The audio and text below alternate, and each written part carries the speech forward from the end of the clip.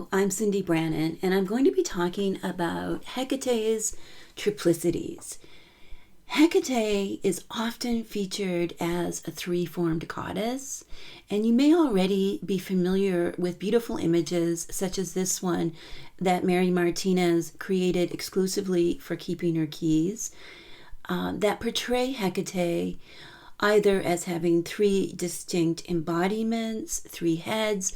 Sometimes these are animal heads even.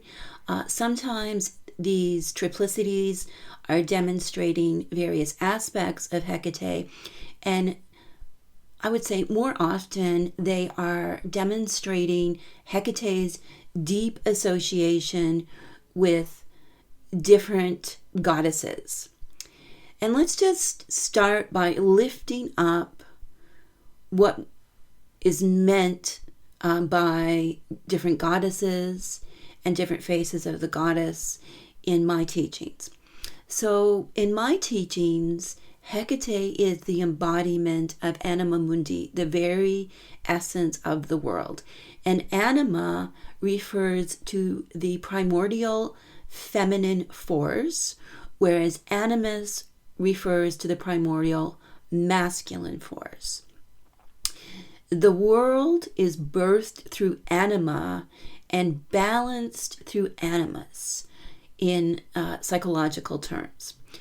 So the two are interdependent. It's a very cyclic relationship.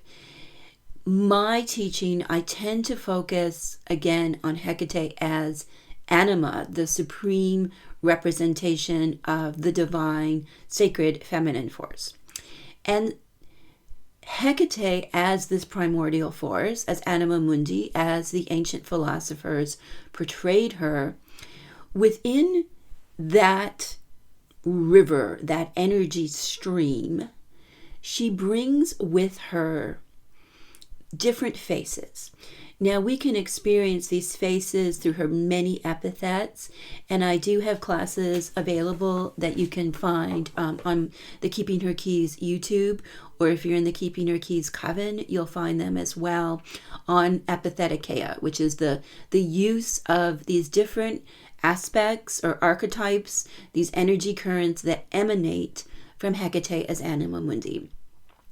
What I'm going to be talking about today is her three-formed self in conjunction to different goddesses. Specifically, I'm going to feature three triplicities that come to us from antiquity, and that in my observations and analysis of contemporary practitioners and seekers of Hekate in the deeper world, that these goddesses often become part of the dreamscape and the visionary scape, the imagination and so on.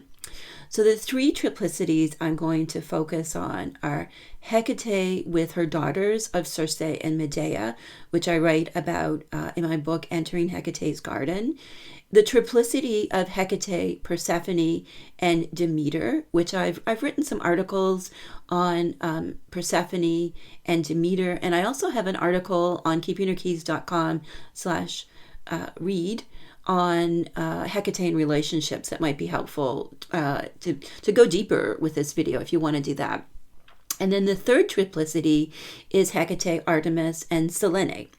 So I thought we would have this discussion on these three triplicities, and then I'm going to direct you to a meditation that goes deeper into these triplicities through a journey deep into Hecate's garden, where you will gather around her well to drink the magic, medicine, and mystery, another triplicity of Hekate and these goddesses. So let's begin by discussing Hekate and her daughters. So through mythology, we learn about these different stories of Circe and Medea and how they all intersect with Hekate. And in some of the myths, we do see Medea and Circe portrayed as her literal daughters, as literal as a myth can ever be. if we unpack that, and if you read in Entering Hecate's Garden, I discuss a lot about how they are her spiritual daughters. How Hekate, as this ancient primordial goddess, that's descended from sort of earlier all-mother goddess figures in, ancient writings, that she was deeply associated with magic and the night, the land, bounty, and also harm. She really was this all-encompassing goddess that was darkness and light and the balance in between. So there is that triplicity kind of embedded in, the most ancient and also the most intimate understandings of Hekate. And that these daughters of hers carried that DNA with them. So Circe was very connected to the magic of the green world and pharmakeia, as was Medea. And it's really this triplicity that gets at the heart of the practice of Hecatean witchcraft as a deeply archetypal, psychological, and spiritual path.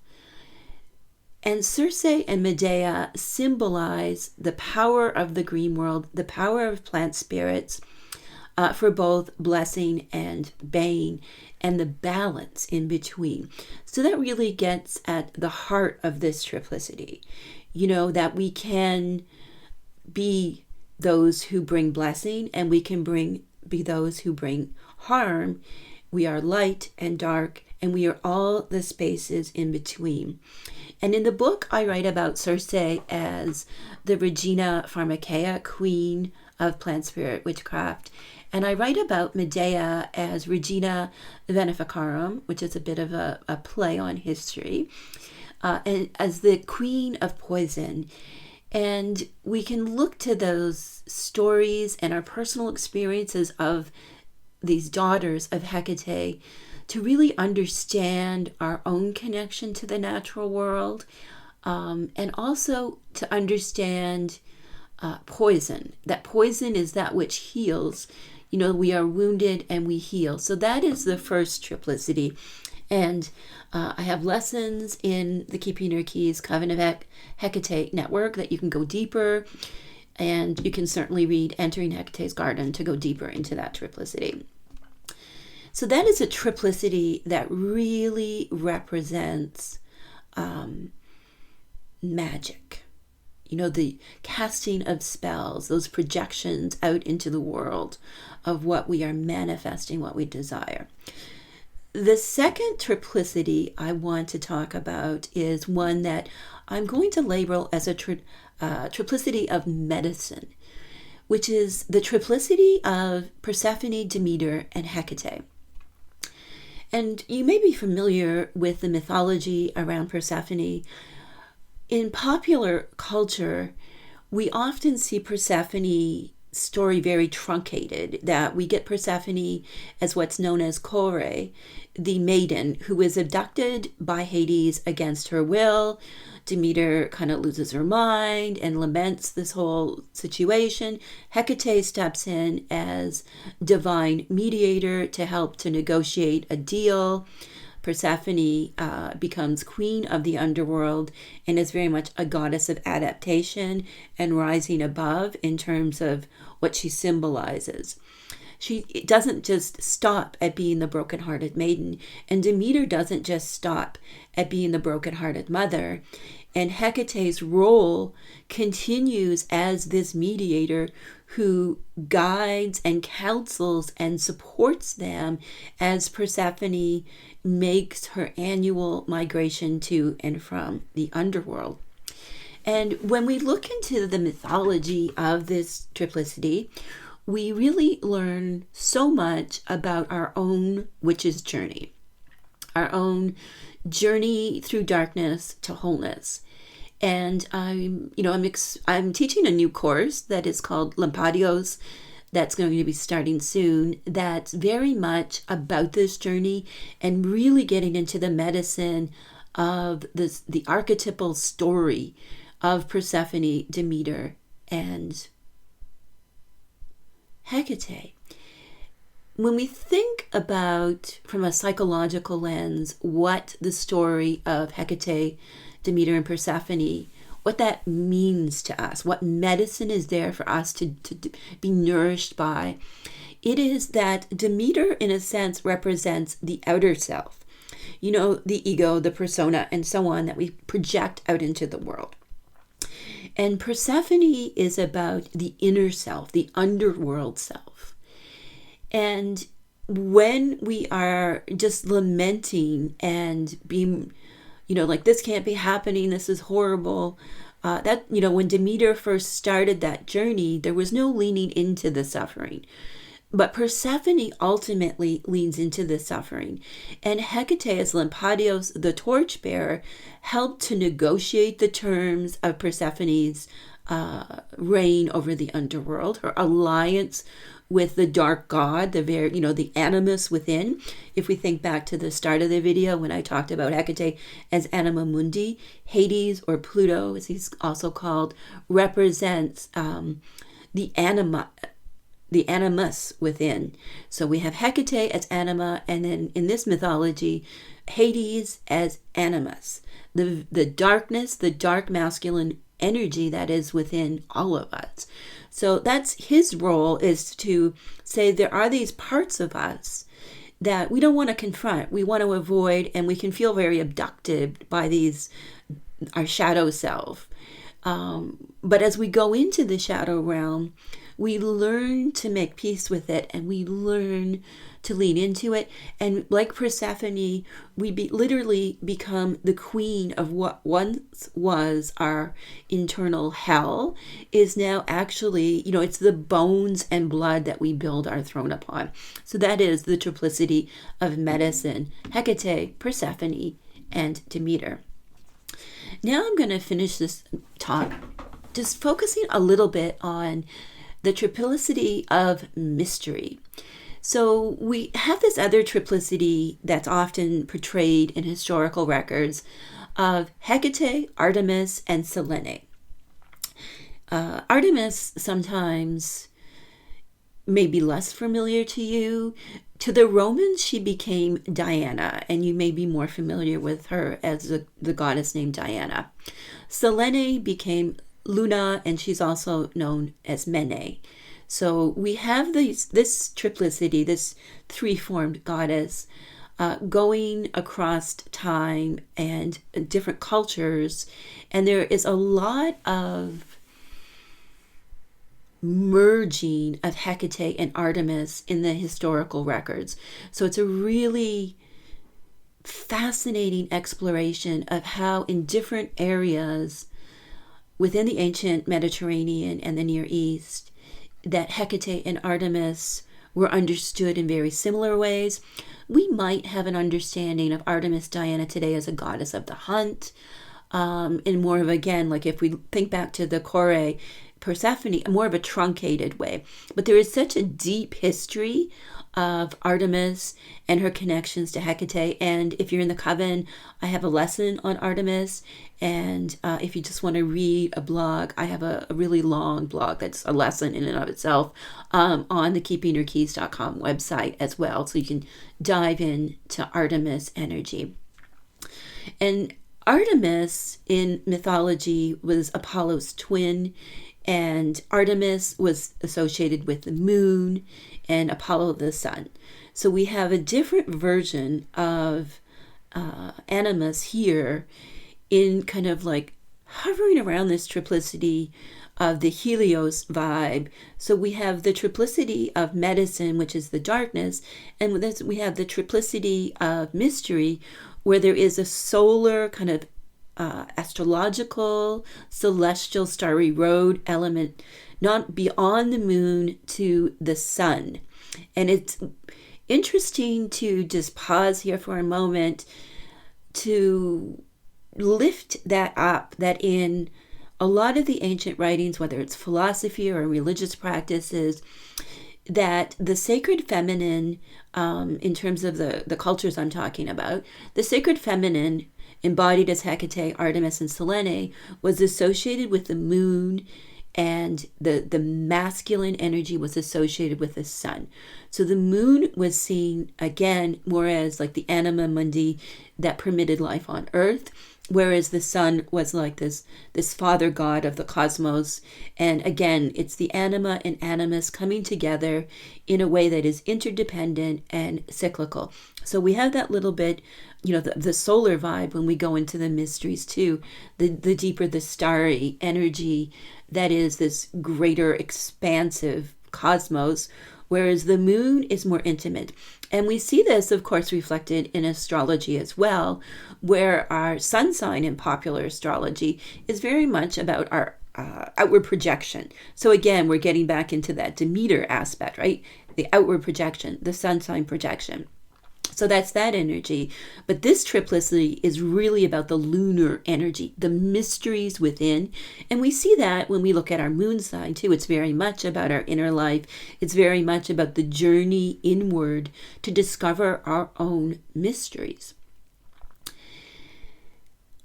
Selene in the ancient mythology was the embodiment of the moon itself.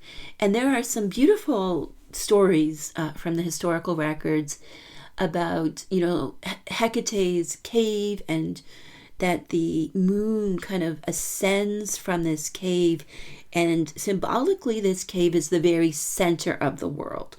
So the world, the planet Earth, births the moon every night at sundown to watch over and protect us, and symbolizes Hecate's torches in this way.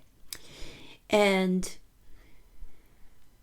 then the moon descends back into the cave, the cauldron, the very core of the planet, before the sun rises at sunrise, and then it's repeated. And that this was Selene's trek, much like Helios's trek did the same similar thing with the sun. And it's interesting that, in terms of planetary science, that there is this theory that is the moon indeed did kind of emerge, actually break off of the planet. So we see this beautiful mirroring that the moon really is of the earth and makes life on earth possible, that without the moon there would be no life, that the sun is necessary, but without the moon, things could not be as they are. So that is very much about the mystery of the moon.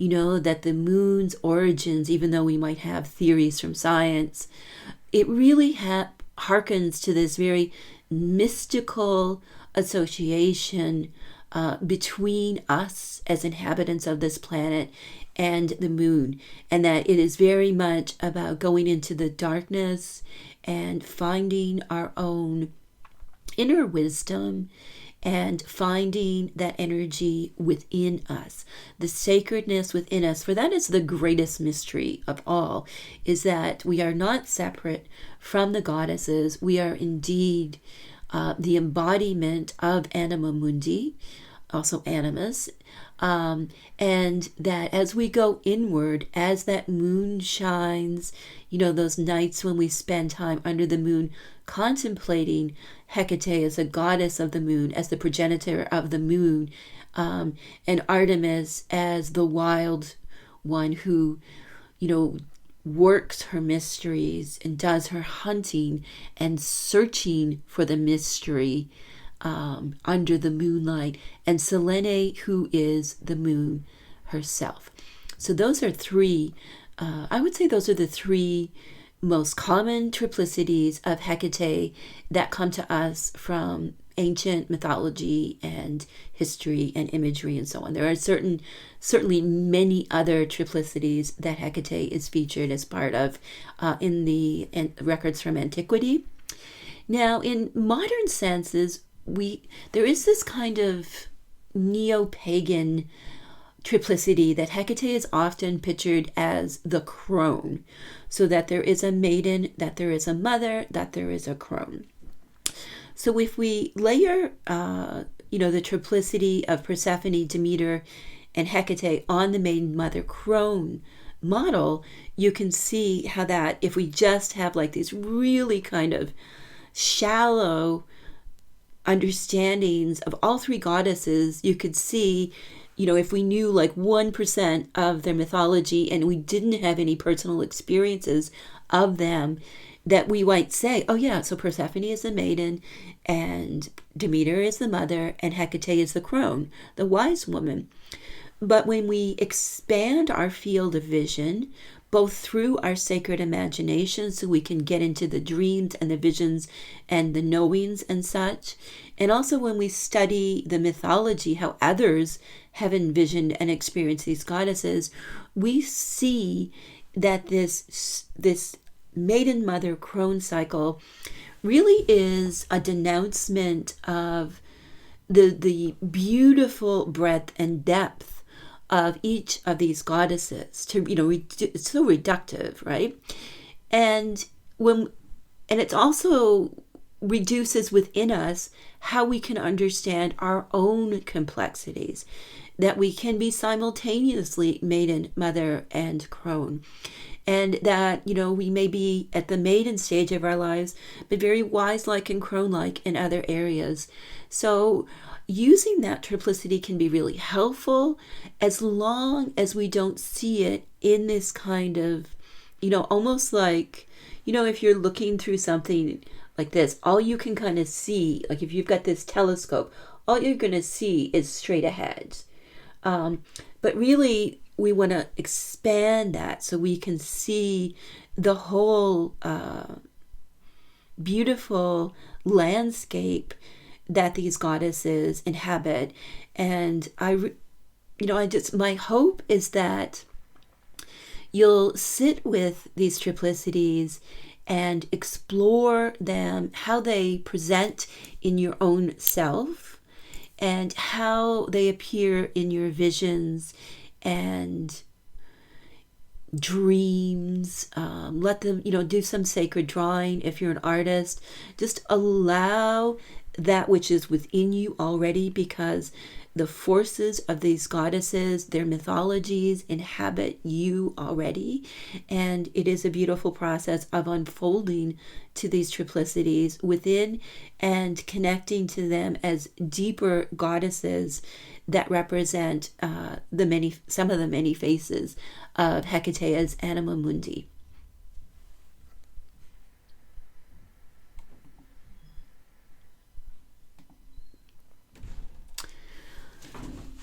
So now let's transition to the meditation part of this podcast episode.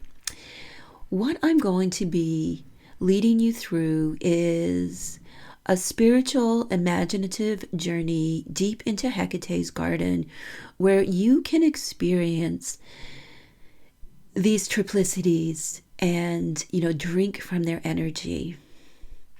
You don't need to do any special preparations. If you like, you can set up an altar to help you go deeper into these energies, maybe images of the goddesses that I've discussed, Hekate and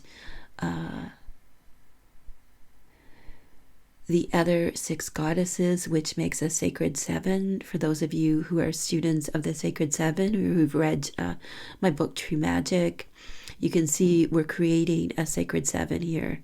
We're working with those archetypes in this way. Or you can have a candle. I really recommend that a candle, some kind of focal point that can help you just soften your gaze and just to unfold these goddesses within you and to really drink from their well. Since we are working with the element of water, having your own sacred vessel, a bowl of water nearby that you can use throughout the meditation may be helpful. Making moon water is always quite fabulous.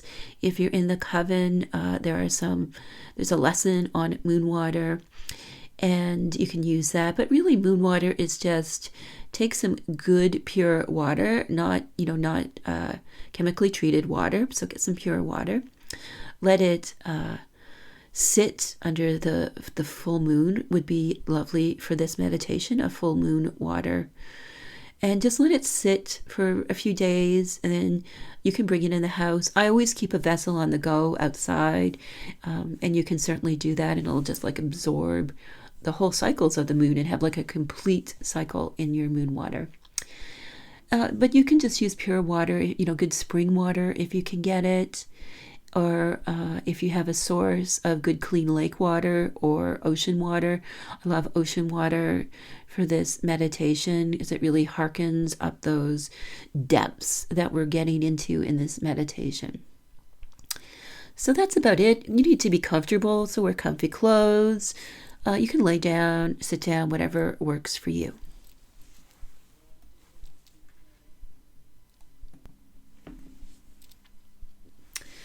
Now that you're comfortable, I want you to begin by uncrossing any physical points in your body. Ankles, knees, if you've got your leg tucked under, we are leg tucker unders. Your arms, just uncross all of those. Put your feet on the ground in a relaxed position. If you're laying down, just give your legs a stretch right down into your heels so the heels enter your field of awareness. Rest the hands comfortably at your side, or if you're sitting on your lap, just allowing them to rest. And now just close your eyes, beginning the process of going in deeper.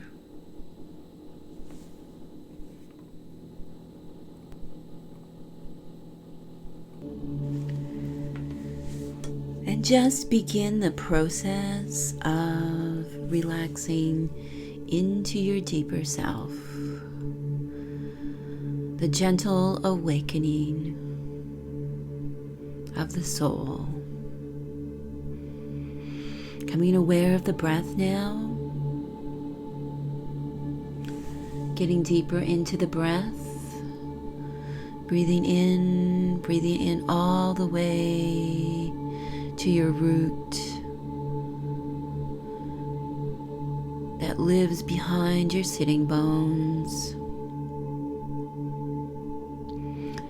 Feeling that energy awaken and allowing it to stretch.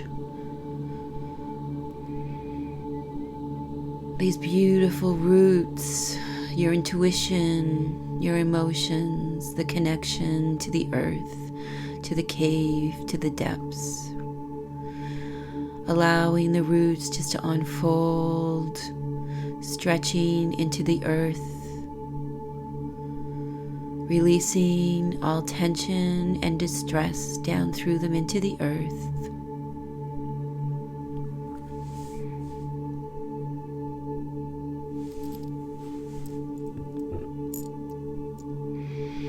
You're tethered and grounded. Physical self is safe and secure as you journey into the world of spirit. Now let's bring the breath to the heart center, that interface between our inner life and the external one. The energy of creativity and growth. The expansive heart, the pure love and perfect trust energy. Allow that to unfold here at the heart center, receiving the energy I'm transmitting to you as you listen, coming together.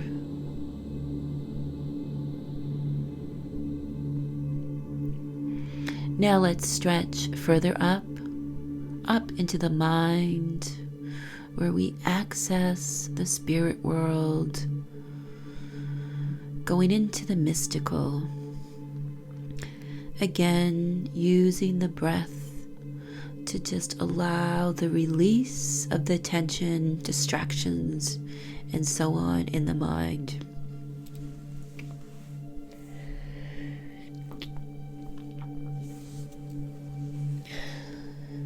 The heart is cleansed, the mind is cleansed, the root is cleansed, all going down into the earth. Now returning to the mind again, see the door of the spirit world. The deeper mind, the third eye, we sometimes see it. opening and going deeper into that space, traversing the door.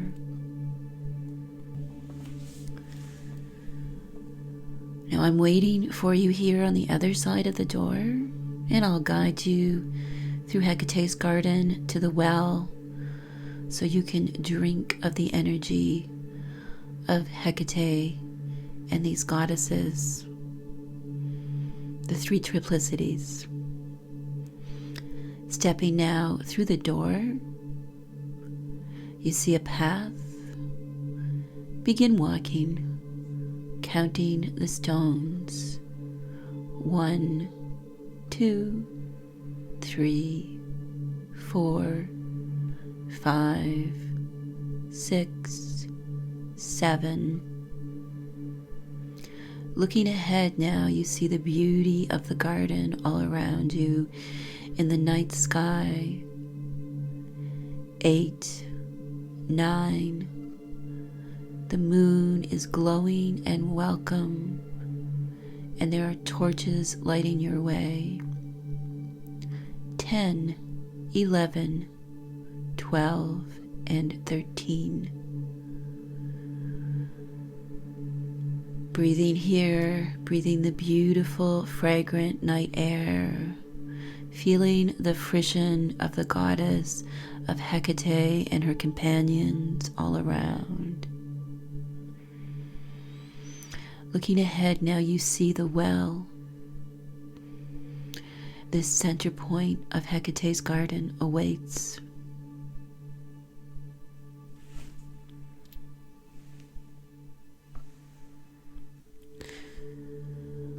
Stepping now to the well, studying it.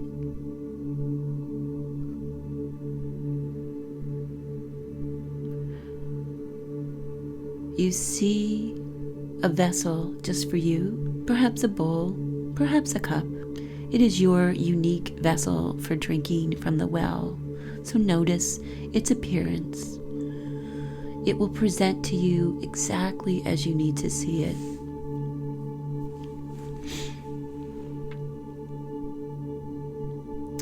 Now take your vessel and scoop up some water from the well.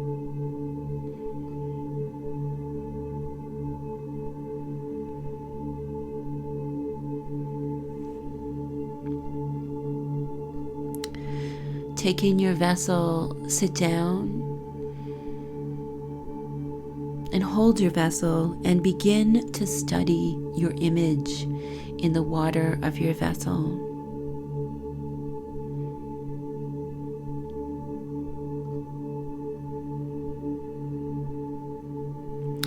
Slowly now, your vision of yourself starts to transform. The energy of Hekate, Trimorphis, Triformis, the three-formed transforming goddess, begins to appear, allowing her to come to you as she wills it.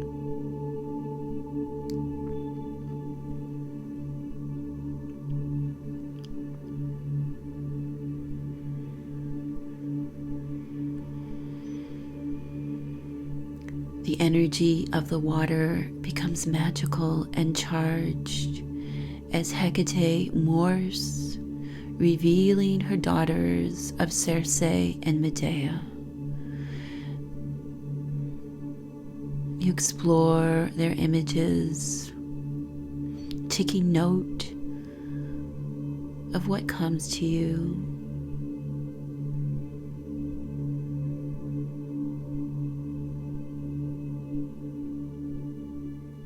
Hekate starts to fade, leaving her daughters and their magic, reflecting in your own face now, your own magic.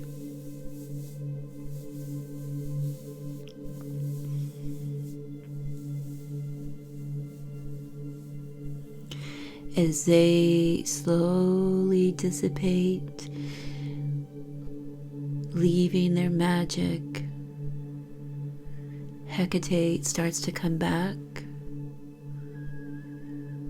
bringing with her this time the triplicity of medicine. Persephone appears alongside Hekate, and Demeter appears. The night, the light, and the space in between the torches in the night, that is Hekate. This is the medicine of wholeness, the journey within, the rectification with your outer self, with your inner self, guided by Hecate's torches. Hecate's image starts to fade from your vessel now, leaving Persephone and Demeter.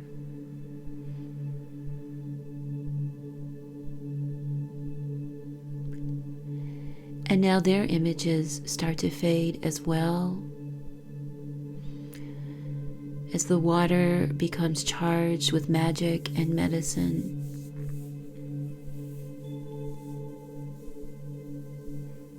And Hekate comes back this time as the mystery.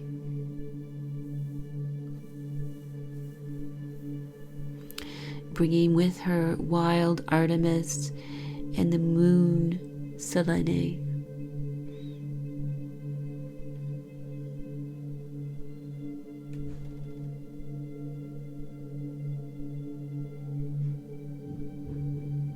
The full moon, the waxing moon, the waning moon, and the darkness. This is the mystery, the depths.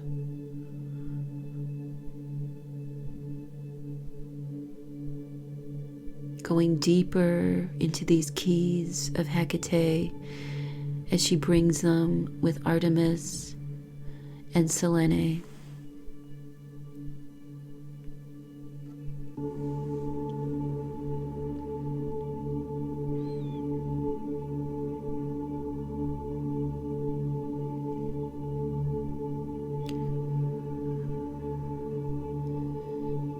Hekate remains in the center of the vessel with Artemis and Selene, and now Persephone and Demeter come back, and they're joined by Circe and Medea in a circle around Hekate. You see them all reflected in this water of Hecate's well, and you see your own image again, merging and blending with these goddesses. And now taking your vessel, drink from it, being deeply nourished by the magic, medicine, and mystery.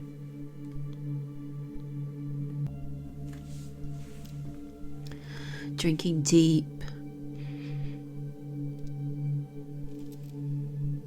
Now setting down your vessel. Breathing in the nourishment.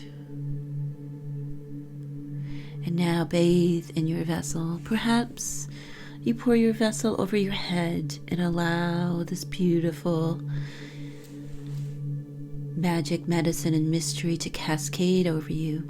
Perhaps you put your hands in and splash a little, however works for you.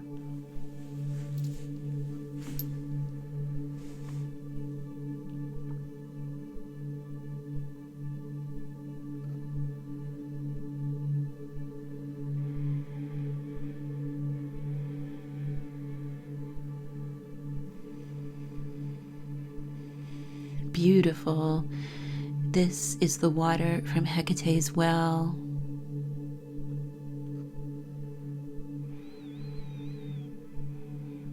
Giving you the magic, medicine, and mystery, awakening it, unfolding it within you, transforming you as the triple goddess does.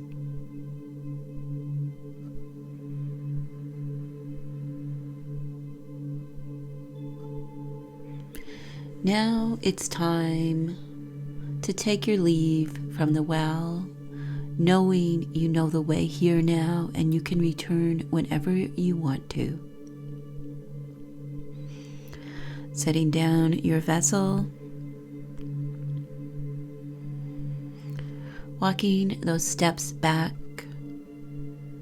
counting down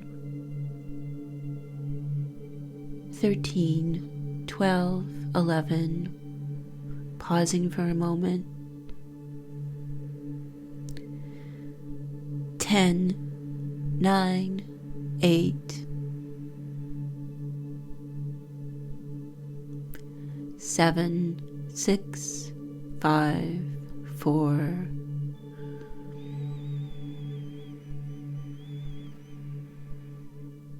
3, 2, 1. Coming back now to the door, back into yourself, your physical form. Stepping through the door and closing it behind you.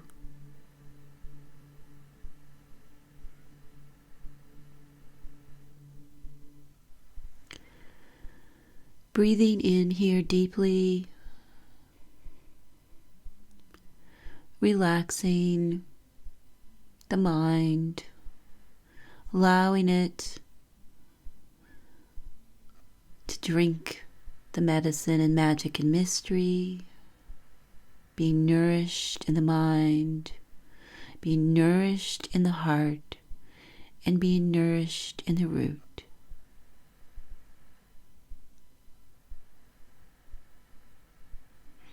Relaxing the root now, and relaxing the heart. Pausing here to experience this feeling of calm awareness, of deep, deep nourishment, and heightened unfolding.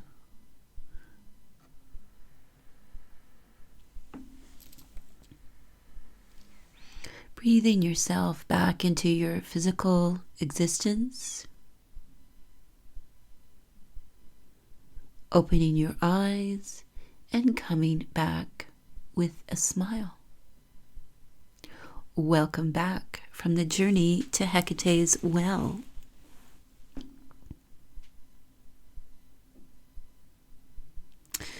The well, of course, symbolizes the entrance to the deeper self. It is the entrance to the womb. The waters of Hecate's well come from her cauldron in the depths of her cave. And in a sense, the drinking from her well marks the beginning of the journey into her cave. It is the beginning of the unleashment of all that has confined us falsely and bound us into ourselves. It is the process of becoming unleashed, uncontrolled, uncontrollable by forces that would limit our power, forces that don't want us to heal, forces that speak to us that there is no journey into the cave for wholeness. It is all these things that are false, that are removed when we quench the thirst of the soul through the magic, medicine, and mystery of Hecate's well. You most likely will experience dreams, visions, imaginations. There may be synchronicities where you find keys, images of the well, and so on in the coming days and weeks. Pay attention to those. Avoid seeking too much attention. Just allow the images to come to you. A really beautiful follow-up is to do a tarot reading of these goddesses in a circular form representing the well with Hekate at the center, and then drawing a card for each goddess around Hekate. And you can begin, go Circe, Medea, Persephone, Demeter, Artemis, Selene, and come full circle with drawing the Hekate card, because that is the deepest wisdom last. And feel free, if you're in the coven, to share this reading. I'll put up a bit more about it as well. So thank you so much for trusting me to teach you a little bit about Hecate's triplicities, Hekate and the three-formed goddess, and guiding you through this meditation.